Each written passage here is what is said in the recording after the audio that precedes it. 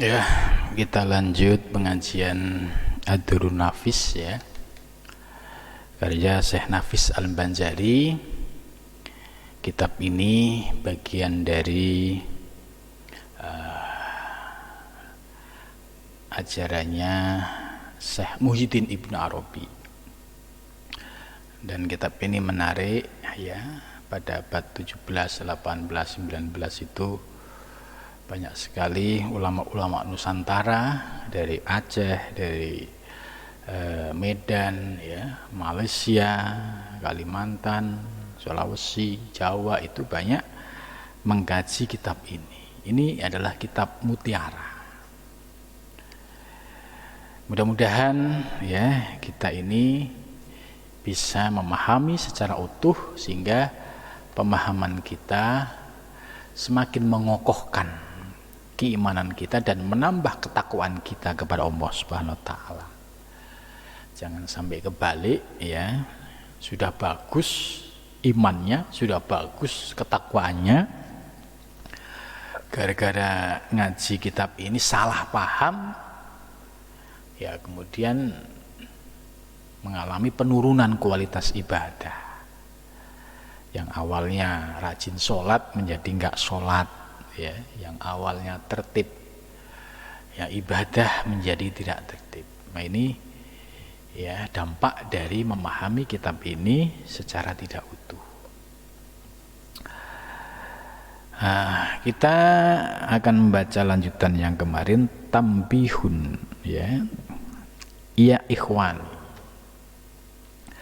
Jadi tambih pengiling, dulurku ya, hei teman-temanku, hei sahabat-sahabatku, sadarlah, ingatlah.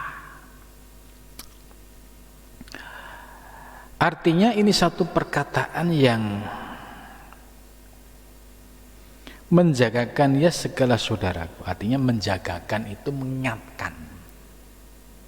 Ini bahasa Melayu ya.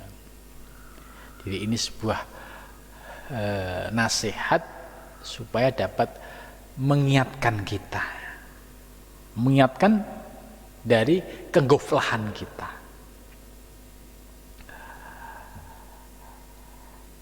Bermula ini Syekh Abdul Wahab Asy'aroni ya. Ini yang ulama-ulama yang kita harus kenal ya. Syekh Abdul Wahab Asy'aroni ini adalah ulama yang masyhur di dunia Islam. Beliau memiliki banyak karya, baik terkait dengan fikih maupun tasawuf. Tapi Abdul Wahab Asy'aroni ini masyhur, sangat dikenal. Kemudian menariknya beliau adalah salah satu ulama yang menyebarkan ajaran Ibnu Arabi yang melalui karya-karyanya. Ada juga Syekh Zakaria Al-Ansori ya, ini juga menarik. Beliau seorang ulama yang dikenal memiliki karya ya, fikih, tapi beliau juga menyebarkan ajaran tasawufnya Ibnu Arabi. Jadi tokoh-tokoh hebat seperti Syekh Zakaria Al-Ansori, Syekh Abdul Wahab Asy'aroni, mereka saja mengkaji dan merujuk pada ajaran Ibnu Arabi, nah, apalagi kita. Maka bersyukur kalau kita diberikan kesempatan ngaji, belajar ajaran-ajaran tasawuf Ibnu Arabi melalui ya kitab-kitab yang ditulis oleh beliau. Beliau mengutip pendapat Syekh Nafis, mengutip pendapat Syekh Abdul Wahab Asy'aroni, qaddasallahu sirrahu ya, mudah-mudahan Allah menyucikan sirnya, rahasianya, di dalam kitab Al-Jawahir wad Duror ya, ia menukil daripada perkataan Syekh Muhyiddin Ibnu Arabi. Nah ini baru jelas. Jadi Syekh Nafis mengutip pendapatnya Syekh Abdul Wahab Asy'aroni Dan beliau menulis kitab yang disebut dengan kitab Jawahir wa Duror.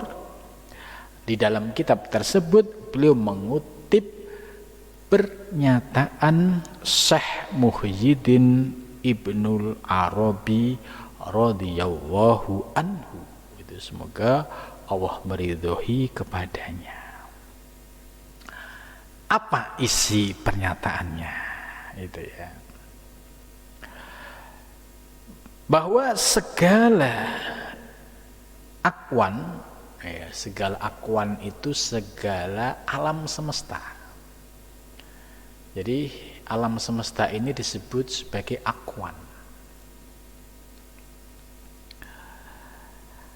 Itu semuanya menjadi hijab yang menghijabi seseorang dalam memandang hak Allah Ta'ala. Ini satu kata ini dulu ya. Menurut pendapat Syekh Muhyiddin Ibnu Arabi, bahwa segala akwan, segala alam semesta itu menjadi dinding atau hijab yang menghijabi dalam memandang hak Allah Ta'ala. Ini kalimat ini persis ya dengan ungkapan Syekh Ibnu Athaillah As-Sakandari. Al-kaunu dzulmatun gitu. Al-kaun itu adalah alam semesta, dzulmah itu kegelapan. Wa inna ma'ana rohu zuhurul haq gitu. Nah, akwan kita bahas pelan-pelan ya. Akwan alam semesta. Bagi orang umum yang belum mendapatkan pencerahan ilmu tasawufnya Ibnu Arabi, itu akan melihat alam semesta ini ya sebagai wujud yang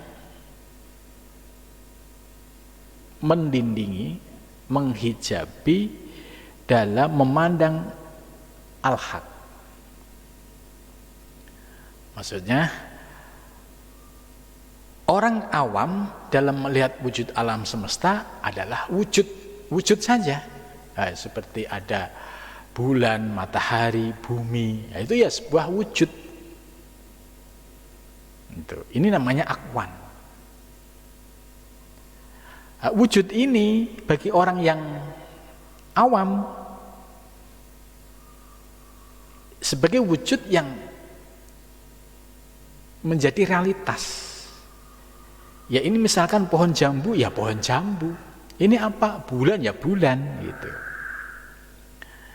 Nah, maka di sini disebut orang-orang awam yang seperti ini terhijabi oleh akwan itu sendiri, sehingga tidak mampu memandang hak Ta'ala. Jadi tidak mampu memandang bahwa hakikat yang mengadakan, yang menciptakan seluruh wujud di alam semesta yaitu Allah. Maka di level kedua baru muncul kesadaran. Ya, kalau level pertama tadi orang-orang awam itu melihat wujud alam semesta ini ya sebagai wujud lahiriah.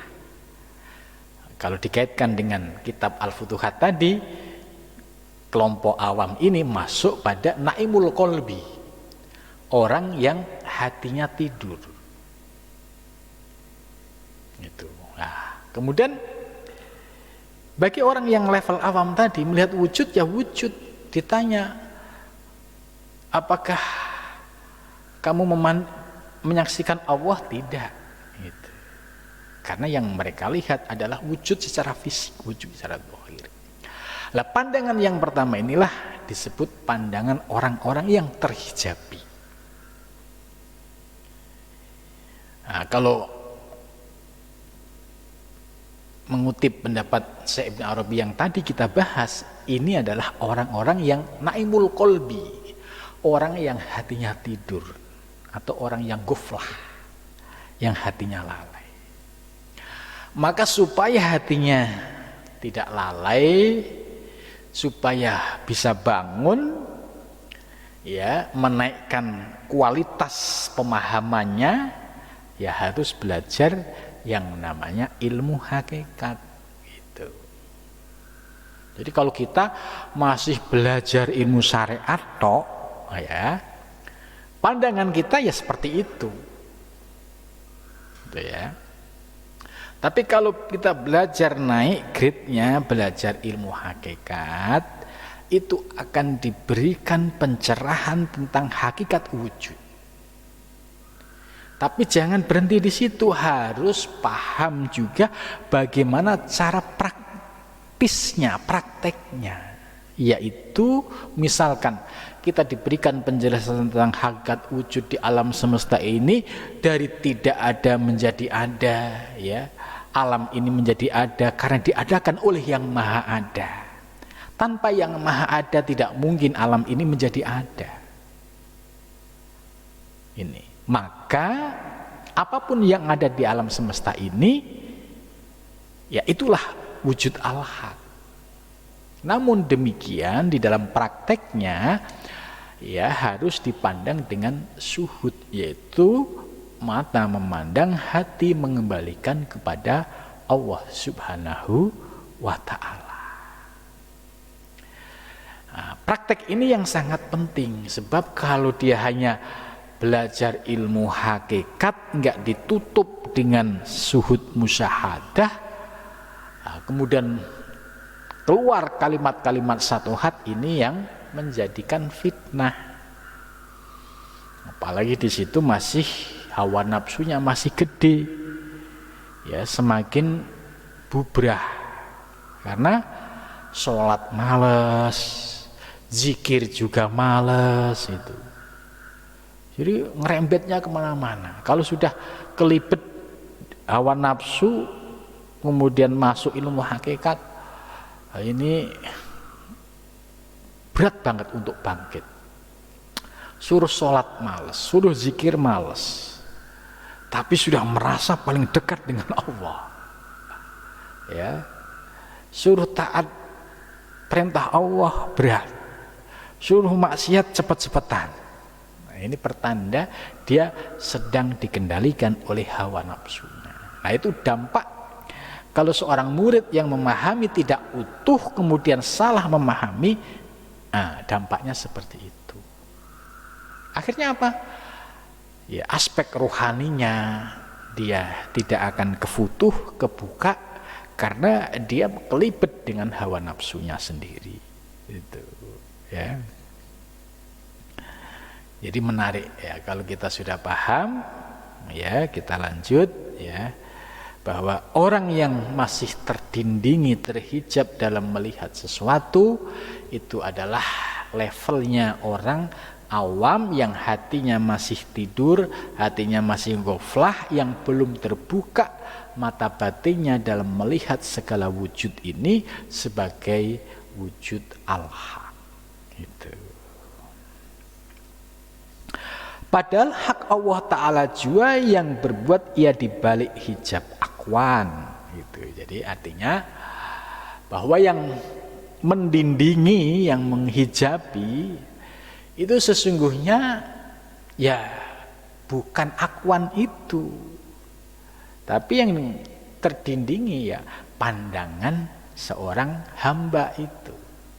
Karena tadi faktor tidak kesentuh ilmu, ya, yang kedua. Kemudian yang kedua, misalkan teori ilmunya paham tapi tidak diamalkan secara benar, ini juga mengundang masalah. Gitu. Maka kalau sudah paham ilmunya, dipraktekkan secara benar, maka akan tersingkap hijabnya. Gitu.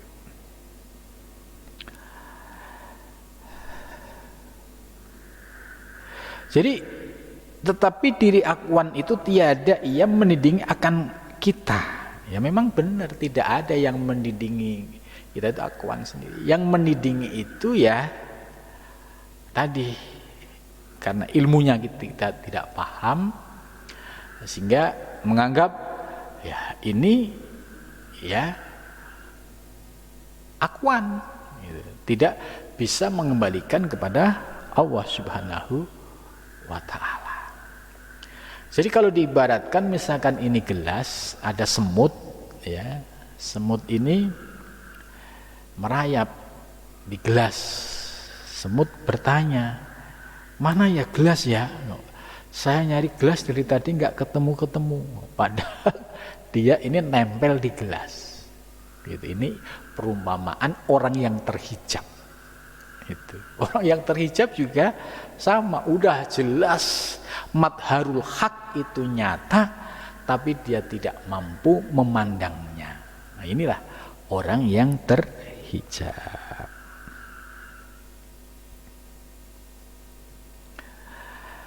Nah, kemudian dibuatlah perumpamaan, ya, seperti bayang-bayang kayu yang di dalam air itu, ya, tidak mencegahkan, kalau bahasa ininya menegahkan lalu perahunya, ya.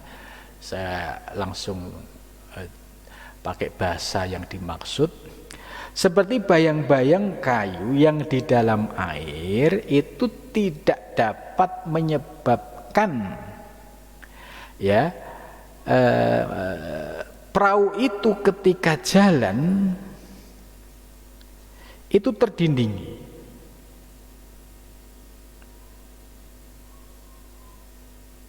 Ya, jadi kayu yang di dalam air itu tiada ia menegahkan lalu perahu, hanya saja yang menindingi itu sangka kita. Ini maksudnya itu begini. Kalau kita pernah di sungai, ya, kemudian pakai perahu kecil, terus lihat ada di atas itu kayu yang posisinya itu jatuh miring di sungai. Ketika kita akan lewat, bayangan kayu itu seolah-olah di air itu.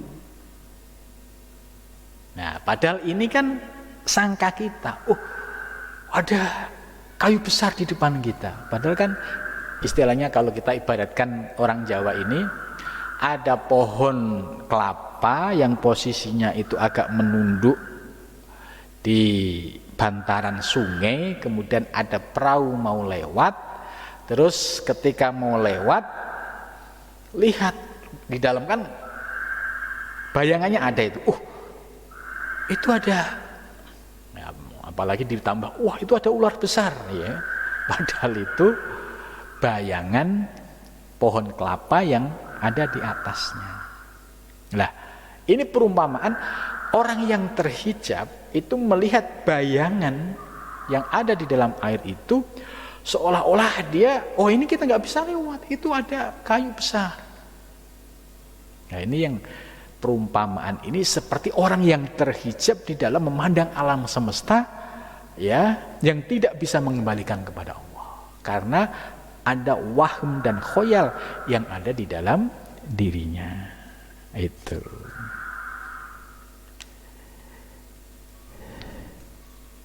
Jadi yang menindingi itu sangka kita dari perspektifnya. Oh ya, itu ada kayu besar, oh kita nggak mungkin bisa lewat. Itu sama perumpamaan ini seperti orang yang terhijab di dalam melihat akwan alam semesta yang tidak mampu memandang Allah, apalagi mengembalikan kepada Allah.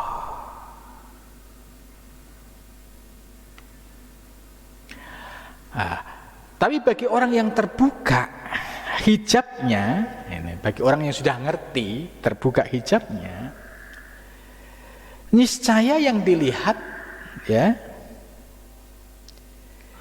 yaitu yang hakiki. Oh iya, itu bayangan yang ada di dalam air, itu bayangan kayu yang di atas. Ini tidak akan mengganggu perjalanan kita, karena ini bayangan pohon kayu yang berada di atas sungai. Ini bagi orang yang sudah sadar ngerti hakikatnya. Ya, begitu juga orang yang sudah paham dari sisi hakikat dalam melihat wujud alam semesta. Oh, dia ngerti. Oh, ini loh hakikatnya. Itu. Jadi dia bisa memandang dan mengembalikan kepada Allah Subhanahu wa taala. Ya.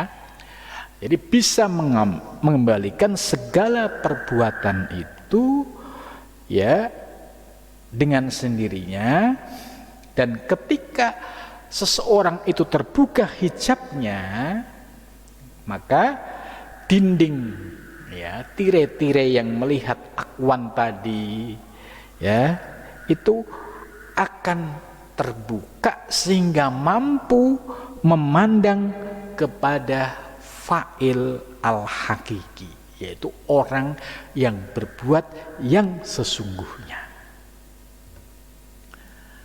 Ya, contoh lain ini yang kita gampang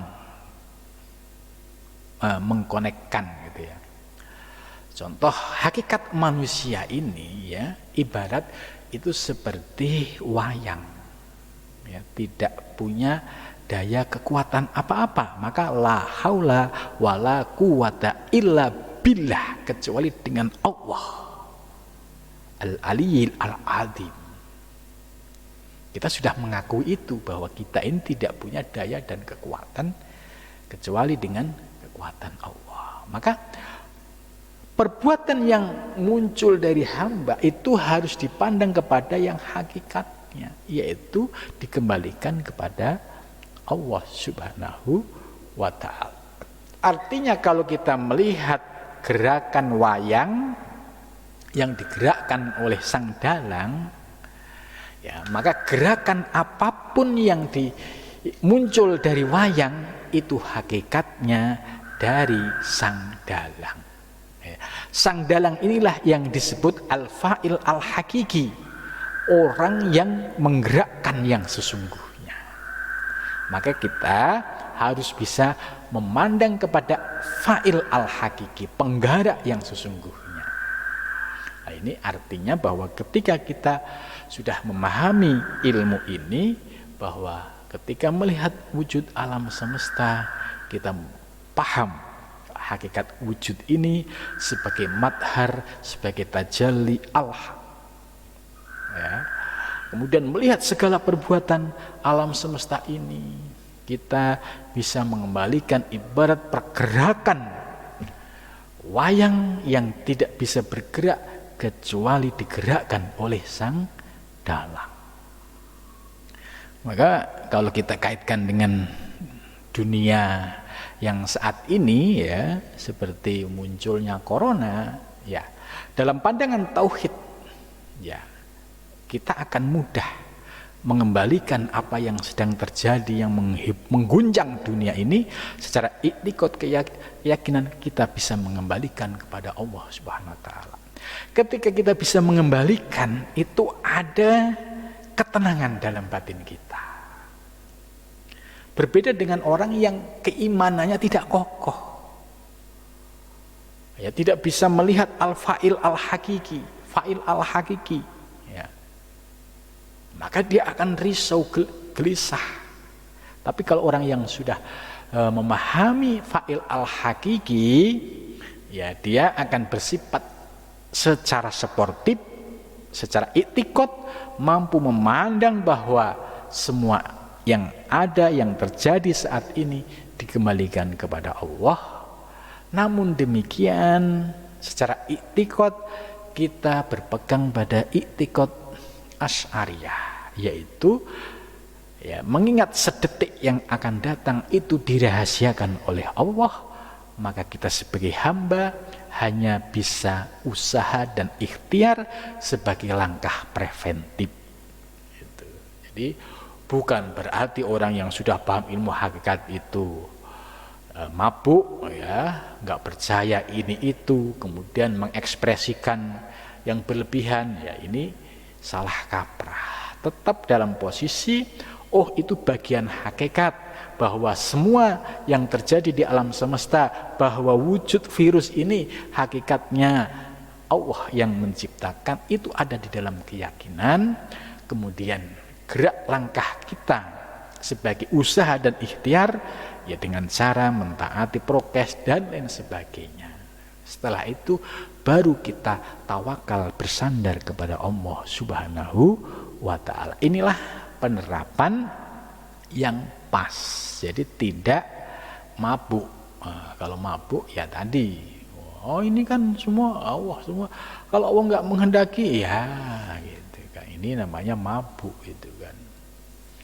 Nah ini, jadi Syekh Nafis Al-Banjari ini sudah menjelaskan secara tertib, rapi, ya, disiplin. Jangan sampai kita salah memahami. Maka di atas tadi, tambihun ya ikhwanihi, eling saudara-saudaraku, ini perlu kalian pahami secara benar.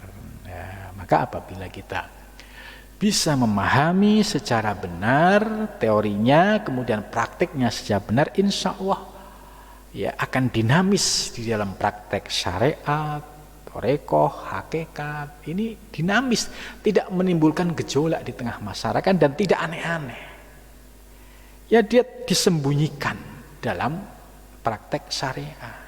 Gitu. Jadi ibarat ya kesempurnaan lahir, ya, dan batin itu sinergis, tidak menunjukkan aspek batinnya tok, tapi lahir diabaikan, dan juga tidak menampilkan aspek lahir tok, tapi krisis atau kosong batinnya. Nah, kita diajarkan oleh Syekh Muhyiddin Ibnu Arabi, termasuk Syekh Nafis Al-Banjari yang menyebarkan di Nusantara, ini harus sinergi antara praktek syariat dan praktek hakikat, ya, sehingga melalui thariqah kita akan bisa merasakan secara nyata dan tidak menimbulkan gejolak gitu.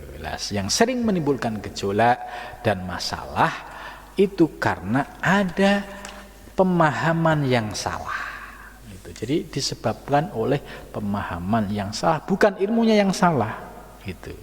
Maka saya sudah menyampaikan, kalau ada yang menuduh ajaran kitab Durrun Nafis itu kok dianggap ajaran yang sesat, ya itu pertanda yang menuduh itu belum paham.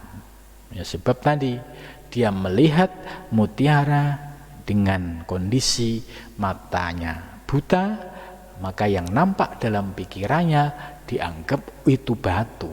Itu padahal ini adalah ajaran yang benar-benar ibarat mutiara yang sangat bermanfaat untuk mengokohkan keimanan kita dan ketakwaan kita, ya.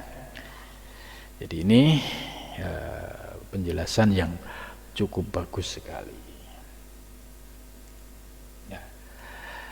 Kemudian terkait pembahasan selanjutnya, ya ini akan kita bahas lebih lanjut ya minggu yang akan datang, supaya satu poin tadi yang disampaikan oleh Syekh Nafis dengan mengutip penjelasan Ibnu Arabi itu satu poin dipahami, dihayati, duduk persoalannya paham betul dan pengamalannya betul, itu sudah satu rezeki yang luar biasa.